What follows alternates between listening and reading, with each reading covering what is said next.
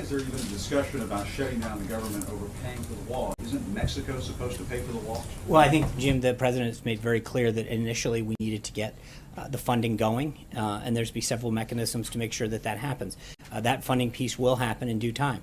Alexis. That is a promise that the I president understand made that. during the campaign It time. is- and no, again, no, but he also that Mexico would pay for the wall. Right. And now we're having a discussion that the No, no, government we- might shut down over the wall. Who's going to pay? Right. You know. So a couple things. One, as I pointed out to Jonathan, we feel very confident the government's not going to shut down.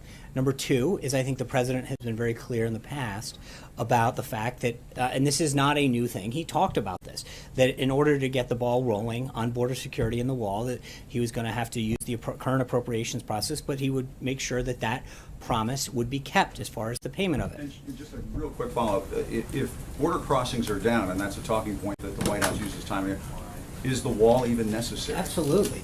The wall it does several things. How can the border crossings be down? Because the I president's think- saying, well, we're going to have all these drugs flowing in if we don't have a wall. Because you can't, just because you have a couple good months in a year, I think you want to make sure that you take prudent long-term steps. I mean, so the president is going to fulfill, and frankly, it's a promise that he made to the American people. I think if you're coming in from our southern border, he has taken a lot of steps so far that has deterred border crossing. But this is a permanent step that will extend beyond his presidency. 8 years from now, the next president will have that wall in place to make sure that it doesn't continue. So that Mexico's going to pay for it.